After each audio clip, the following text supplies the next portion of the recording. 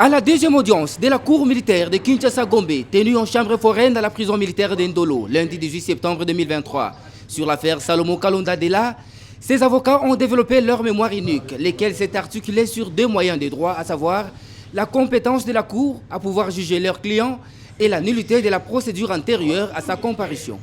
Au regard des prescrits constitutionnels, sa qualité de civil est incompatible avec une procédure judiciaire menée à son encontre par une juridiction militaire. Donc en clair, Salomon Kalonda ne peut pas être jugé par une juridiction militaire en l'état actuel de notre droit.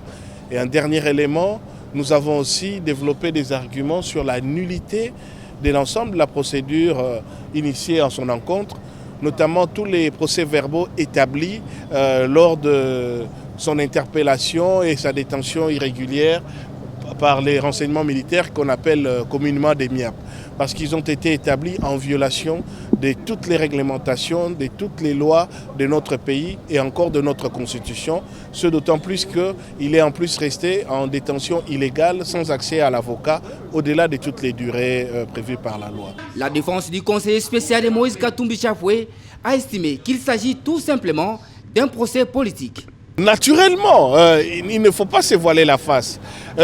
Vous avez oublié, et je tiens à le rappeler, c'est extrêmement important. Il y a un procès verbal dans cette affaire, qui est maintenant un procès verbal public, qui démontre qu'un agent de l'ANER en fonction, M. Patrick Wabaluba Nyundo, a réellement reconnu avoir reçu des instructions de l'ambassadeur Dani Banza Maloba afin d'envoyer dans la boîte WhatsApp et de la messagerie de Salomon Kalonda des images à caractère ou des messages à caractère compromettant qu'on pourrait utiliser à son encontre pour dire qu'il est en train de mener des actions hostiles au régime. Et ça, c'est des éléments clairs pour dire que nous avions affaire à une cabale. Nous sommes dans une affaire politique.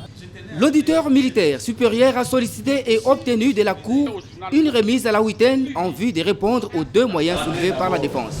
Cette cause a été donc renvoyée à lundi 25 septembre 2023.